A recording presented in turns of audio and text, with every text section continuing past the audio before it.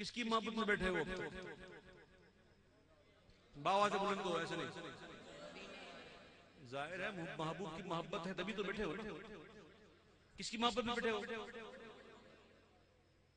सच सच कहो जरा, बाबा से बुलंद सच कहो, किसकी मोहब्बत में आए हो?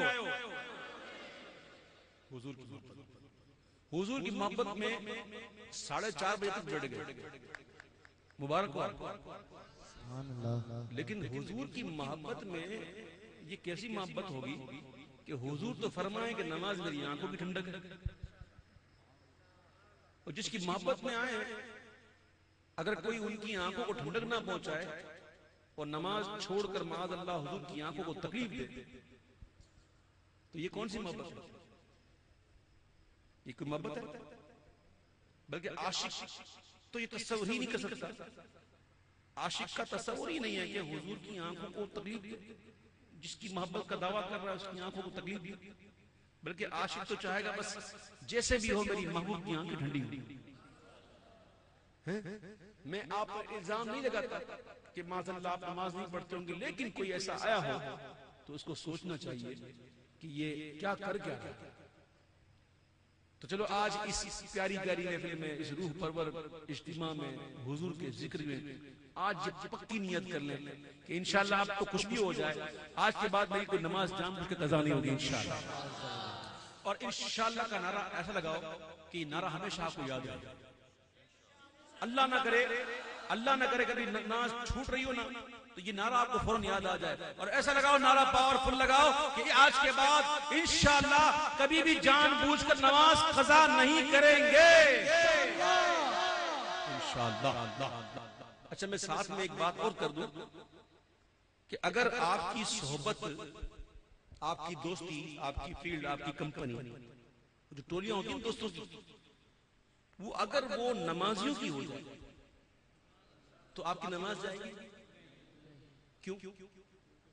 क्योंकि वो खुद नमाजी है। वो नमाज पढ़ने जाएगा तो तुमको भी लेके जाएगा और तुम मना नहीं करोगे। और इसके बरक्स अगर सोहबत बेनमाजियों की हुई, मवालियों की हुई, चर्चियों की हुई, लुच्चे लफंगों की हुई, तो फिर क्या होगा? नमाज छूटेगी। इसलिए अब ये भी नियत कर लें प्यारी प्यारी कि इंशाअल्लाह हम अपनी सोहबतें भी अच्छी कर लेंगे, नमाजियों की सोहबत में रहेंगे और नमाजें पढ़ेंगे और दिन में रात में 5 मरतबा अपने महबूब की आंखों को ठंडक देंगे। ये हुई बात। तो नमाज नहीं तो कुछ नहीं। मेरे प्यारे भाइयों, खुदा रा नमाज की पाबंदी करें, 5 वक्त की नमाज की पाबंदी करें। अभी इंशाअल्लाह फजर का वक्त दाखिल होने वाला है थोड़ी देर में, ठीक है? तो आप लोग फजर पढ़ के फिर सोना।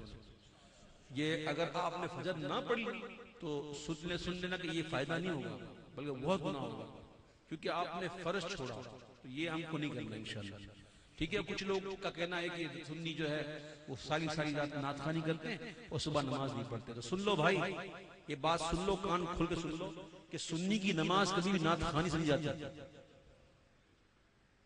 ये बात हमेशा याद रखना कि नातखानी से नमाज नहीं जाती।